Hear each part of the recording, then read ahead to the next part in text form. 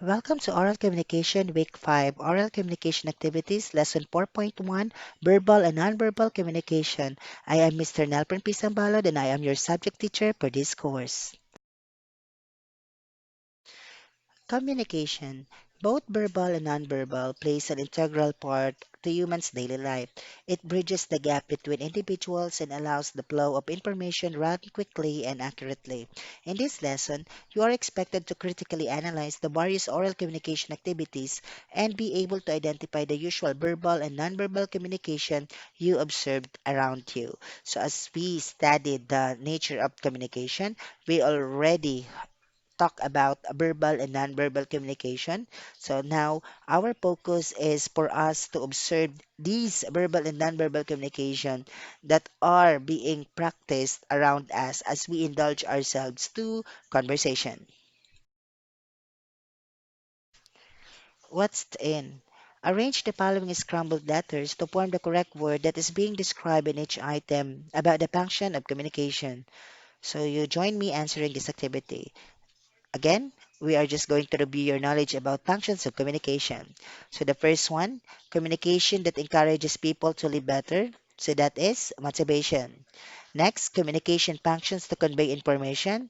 You have their information dissemination. Then the third one, communication functions to control behavior. That is control. Fourth one, communication facilitates people's expressions of their feelings and emotions. You have their emotional expression. And the last one, communication that allows individuals to interact with others. You call it social interaction. So again, those are the functions of communications. What's new? Study the pictures and think about the message they conveyed. Write your answer on a separate sheet of paper, but you just process it in your mind. So look at the photos. You have there two images. The first one is about two persons talking about climate change. Then the second image is something to do with a family that seems to be not in harmony. For the child is crying and the mother seems to be angry as well as the father.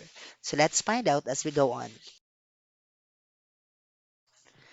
Let us process now the questions that you have in your mind regarding the images that were presented earlier. So, the first question is your answer to the following pictures: speakers debating over climate change and disappointed parents due to their son's failed remarks. Okay? They have the same answers with mine. If you have, then congratulations. But maybe regarding with the second image, you have the as just like what we talked about earlier, a mother and father who were angry with the child. Is it? Okay. So how were you able to determine those?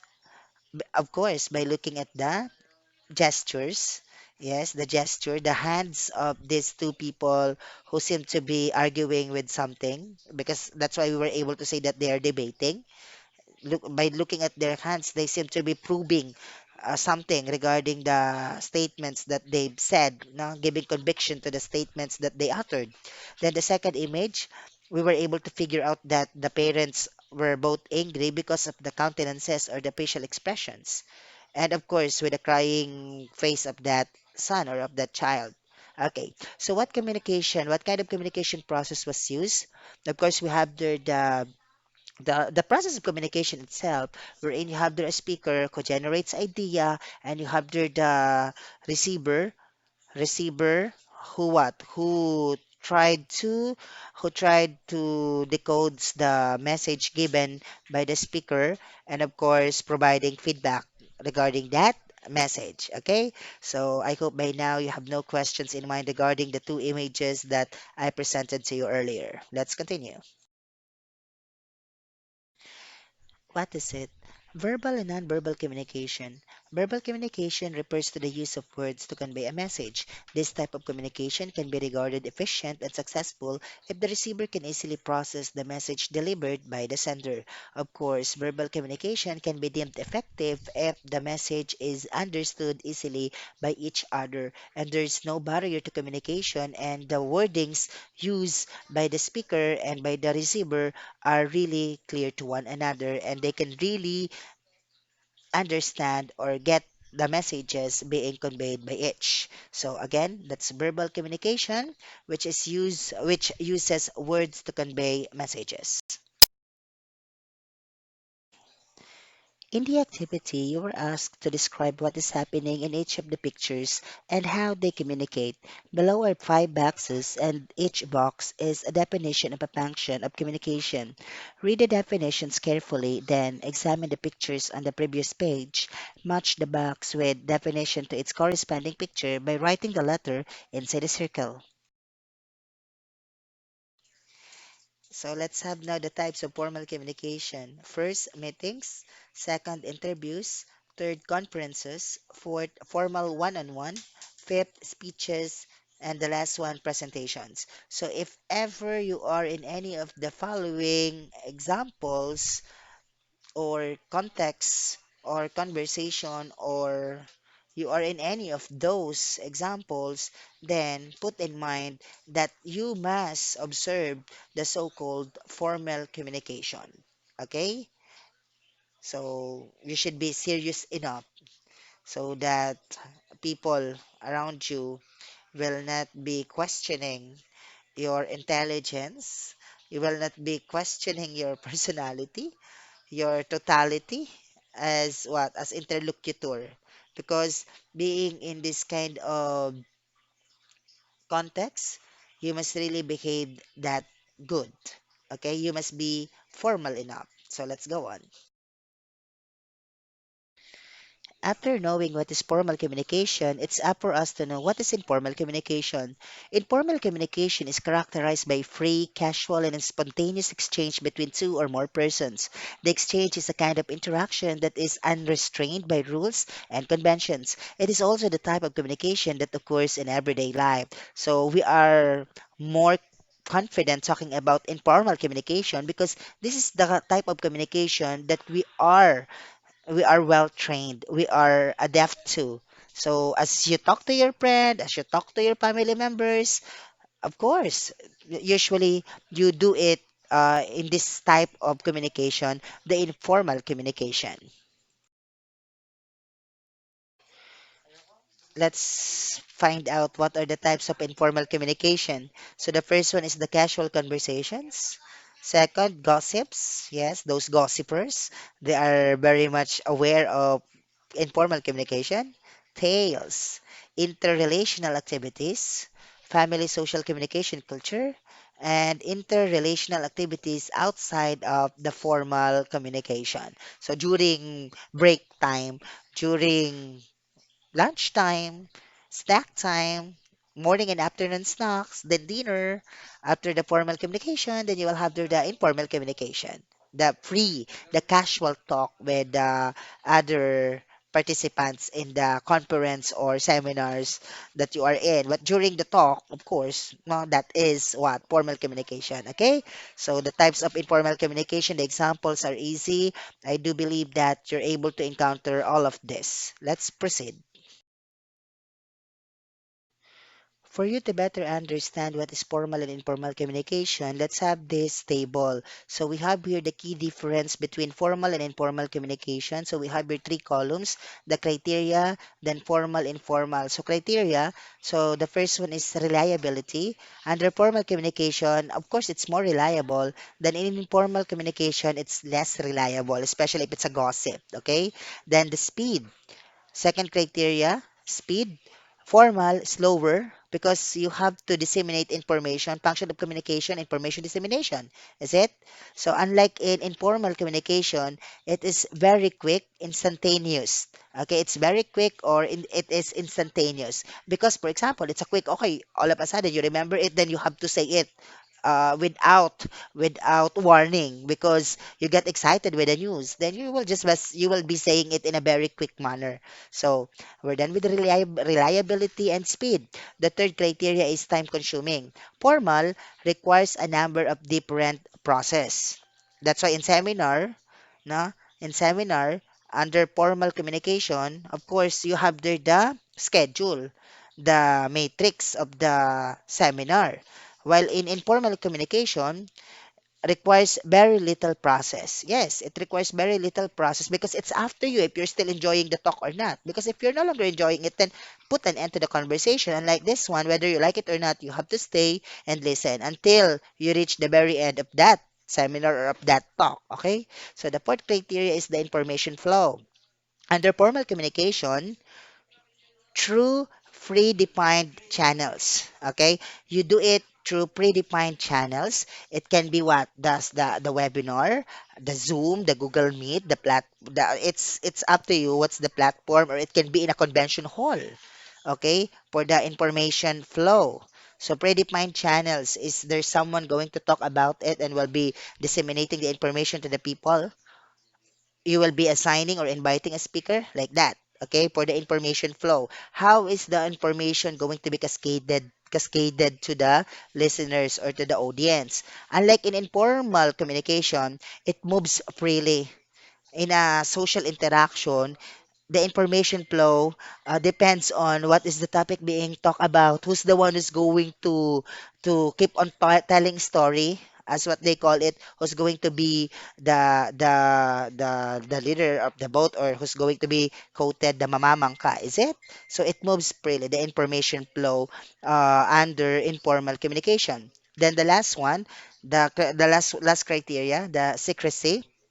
Informal, it's maintained, as what they say in a lecture in college courses. So whatever you heard, or in offices, whatever you heard inside the four corners of the place should remain or stay there. Is it? But in informal communication, it's hard to maintain. Even though you tell to these people, okay, whatever you heard from me, how you play dead regarding it, but you cannot have the assurance that it will not be said to others, okay, that the information will be contained there. So, again, dealing with the criteria, reliability, speed, time consuming, information flow, and secrecy. So, formal and informal communications can be differentiated. Okay, so let's go on. Let us continue discussing what are the aspects of communication. So, after appropriateness, let's now have brevity. So, whenever we say brevity, speakers frequently opt to use simple and precise words in delivering their message. This is brevity. It can be achieved by using more direct and clear words and avoiding beating around the bush. It is saying more less words. So, brevity, a good example of this is whenever a beauty queen answers a question in the Q&A portion of a beauty pageant, wherein you have to be what? You have to be direct and clear with your words, and you should not be going around the bush. Okay, you should avoid beating around the bush. So whenever you speak that way, whenever you know how to communicate that way, so you know already the so-called brevity. We are now on the third aspect of communication. We call it clarity. Clarity refers to using simple yet exact words that directly express your thoughts and emotion. It warrants that the purpose of the message will be successfully delivered to the audience. Through this, communication breakdown like misinterpretation may be avoided by the receivers. So, clarity, you don't make use of idiomatic expressions as you talk to people who cannot understand them, because if you will be doing so, then there will be no clarity. So, therefore, your message will be misinterpreted and it can lead to communication breakdown. So, whenever you know how to use this aspect of communication, clarity, then definitely the communication process will just keep on going on, for it's not going to be disrupted. Okay, so again, the third aspect of communication is clarity. The fourth aspect of communication, we call it ethics. Ethics pertains to moral standards that need to be considered when delivering a message. The audience background, such as their age, gender, race, social status, and personal convictions, shall be given due importance for speaking purposes. As a speaker, one of the prerequisites that you need to do is to know your audience first. By doing so, discriminatory acts leading to biased judgment that may unintentionally be committed by the speaker will be avoided. So you call it again ethics, wherein you disregard backgrounds of your audience. in a sense that you're not going to be biased, but you're going to consider them as you go on with your talk. What I am saying here, disregard in the sense that you will not be biased as you talk to them, but instead you will just go on with your purpose of communication. If your purpose is to interact with them, to socially interact with them, then go, regardless on how they look like, regardless their social status. Okay? So you call that ethics in communication. Na? And you don't consider gender.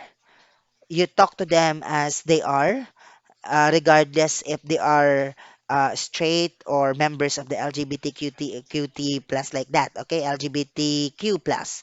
Okay, again, you should just focus on with your purpose, why you are there.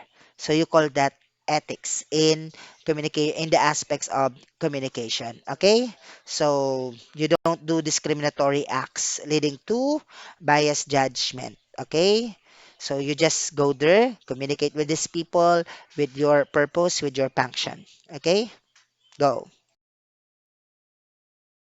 Let us now have the last aspect of communication, vividness. Vividness refers to words that make the conversation or exchange of information lively and vibrant. The purpose of this aspect of communication is to simplify thoughts for the audience to easily grasp the message through the use of distinctive language. This language should appeal to the senses so the speaker can elicit an active and vigorous response. Also, to achieve vividness, speakers use situations that are within the audience level of experiences to establish connection. So whenever we talk about vividness in communication, we are referring to the choice of words that we use in conversation. Of course, in your lower years in your English classes, you have learned already the so-called word pictures. You make use of words that really picture out the ideas that you would like to share. You should have there the concreteness of the ideas. Okay, you are presenting your ideas using words that will be presenting them to them as if they are just tangible. They are tangible and not untangible. Okay. Also, vividness has something to do with presenting examples wherein the people whom you're talking to can relate to. You don't present examples that they are not going to be aware of what you are talking about and they cannot connect. So, as you talk with people and you know how to do this, then you know this vividness in communication. Okay? So, you must be very good at this. So, let's proceed. So, again, what are the aspects of communication? We have appropriateness, brevity, we have clarity, ethics, and vividness. Okay. Let us know more about nonverbal communication. So, what is nonverbal communication? It refers to a collaboration of movements that does not require any spoken words in order to convey a message. So, it can be easily distinguished from verbal communication because verbal communication, of course, makes use of sounds, makes use of words in conveying messages. But this one, collaboration of movements that does not require any spoken words in order to convey message. This incorporates of actions such as hand gestures, body language, facial expressions, stance, appearance, and others in order to convey a message. Some of the commonly used nonverbal means of communication are the first one is the bodily kinesthetic, wherein under it we have the head movement, eye movement, facial expressions, sitting, standing, walking, and hand gestures. So, head movement, whenever you do not like listening to the speaker, you keep on moving your head. Okay? Or whenever you are tired, you what? You move your head as if you are exercising, is it? The eye movement, you don't like what the person said to you, you may just roll your eyes. Or whenever you are sad, you close your eyes. Whenever it's too hot, you close your eyes a little, is it?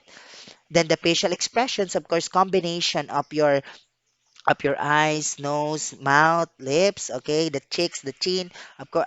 whatever contortion happens on your face has something to do with facial expressions. That's why people can tell whether you are happy, sad, angry, hungry, or whatever emotions you are feeling at the moment, that it can be communicated or it can be named by people around you by just looking at your countenances or facial expressions. The sitting, standing, walking, these are the typical what? These are the typical gestures of those who are in the who are in the hospital outside the operating room whenever the first time father waits for his wife to give birth successfully. Then of course you have there the sitting, standing, and walking. And of course the hand gestures, typically you have this whenever someone is explaining something and pointing out something. So in a debate, typically you have what? You have the hand gestures. In or whenever a person gives a speech, so you have the hand gestures to give conviction on the statements that are being uttered. Okay, so again, those are the body movements under bodily kinesthetics under nonverbal communication. Aside from bodily kinesthetic as nonverbal means of communication, we also have the following: attitude or behavior to specific situation.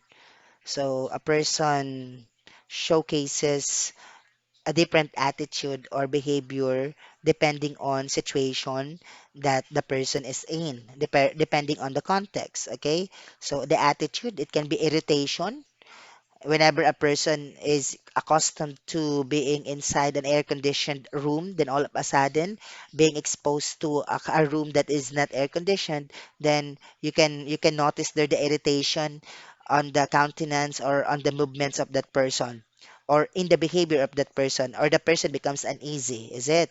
So okay, next is the manner of dressing. Manner of dressing, you have the expression there, the power dressing. If you want to make people believe that you are really the speaker of the conference, then you must really dress yourself that good. You call that power dressing. Na, or what? The expression, the dress to kill. You are really for the event. So manner of dressing is also a way of communicating to people that you are someone and that you are somebody and you're not just someone. Okay? Then the tone of voice, of course. Uh, the tone of voice can communicate whether you are angry, you are happy, you are sad, you are lonely, you are entertained, you are joyful, you are amazed, or whatever emotional state you are, then definitely the tone of voice can communicate it. And that's the tone itself, not pertaining to the wordings used by the speaker, but the tone, the manner on how you say your ideas is under nonverbal means of communication. Okay, so those are the nonverbal means of communication: the bodily kinesthetic, the attitude or behavior to a specific situation, the manner of dressing, and the tone of voice. Let's continue. Importance of nonverbal communication. First, makes the message more meaningful. Second, expresses message without the use of words. Third, makes audience more enthusiastic. Fourth, defines the kind of speaker one is. Fifth, makes one a dynamic speaker. Sixth, gives confidence to the speaker. Seventh, adds color to speech. Eighth, connects the speaker to the audience. Ninth, gives the speaker a variety of ways to deliver his or her message. So, importance of communication, you have the nine importance of communication there, but the thing here is simple. Knowing nonverbal communication will make you an effective speaker. The more you can deliver your message to your audience or to the people whom you're talking to. So it would be best that you will be making yourselves good at this so-called nonverbal communication, be it bodily kinesthetic, attitude or behavior, tone of voice, or the last one, which is the last one? The Yes, you have there the bodily kinesthetic, the tone of voice, the manner of dressing. Okay, so make yourselves good at those. then definitely you will be very, very efficient and effective when it comes to communicating your ideas by applying this so-called nonverbal means of communication and not just focusing on verbal communication. Okay?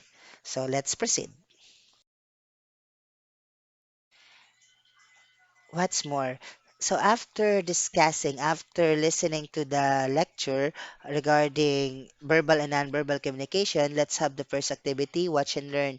Watch a morning or prime time news and fill out the box below with the different verbal and nonverbal cues used by the news anchors or anchor and news reporters in delivering news. Write at least five observations or samples of oral communication activities and identify the aspect of verbal communication used. Tell whether relevance, brevity, clarity, ethics, and vividness. The relevance there is the appropriateness. An example is provided for you in the next slide.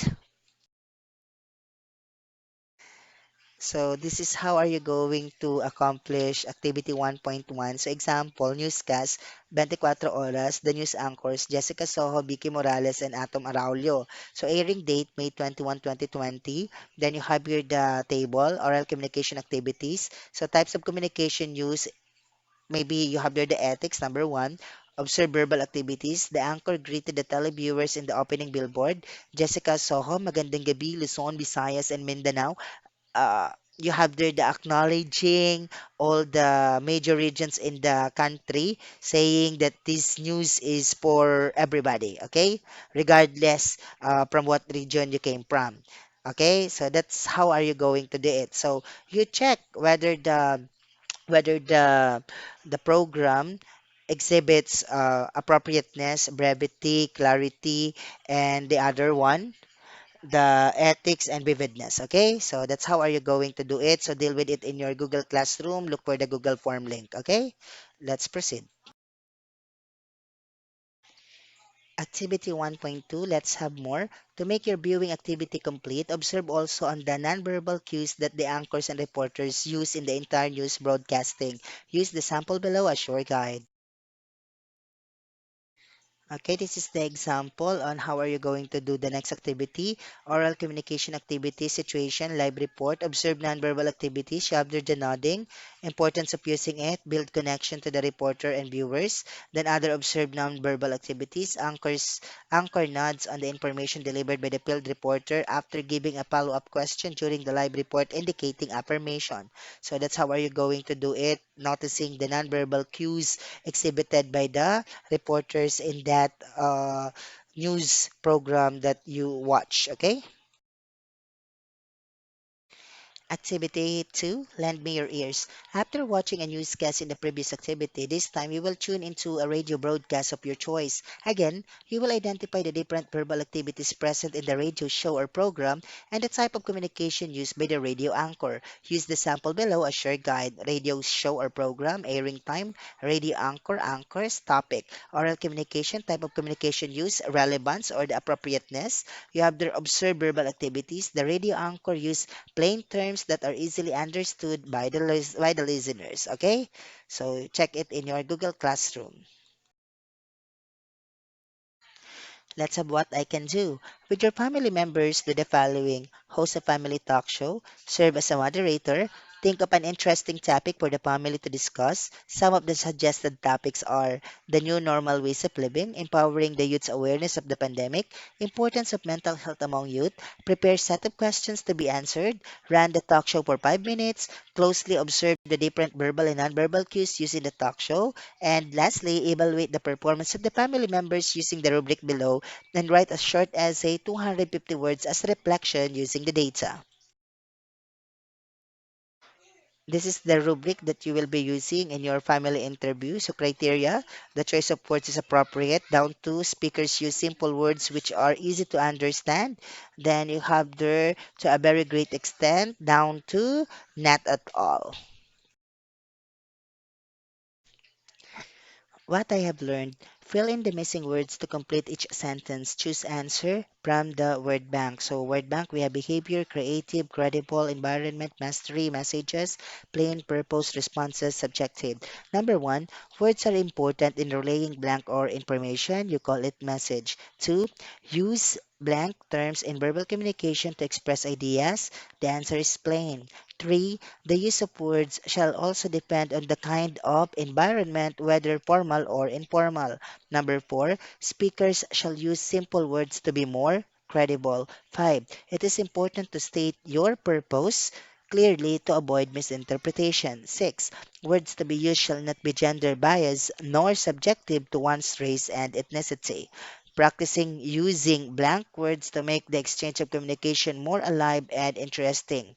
So practice using creative words. Number seven, nonverbal communication may include Nonverbal communication may include behavior to convey and represent meaning. Number eight, all response not delivered in form of words are regarded as nonverbal communication. And lastly, mastery of nonverbal communication is important to make you an effective speaker. So, okay, we are done with what you have learned. Additional activities. List down different oral communication activities that you know, and on the opposite column, write down the suggested or applicable verbal and nonverbal cues to be used. Example, oral communication activities, counseling, verbal cues, use simple and carefully chosen words, nonverbal cues, eye to eye contact. So that's the example for the additional activity. Thank you. Once again, I would like to thank you for joining me in the lecture that we had for this week. So hopefully you have learned a lot. Again, good day and God bless us all.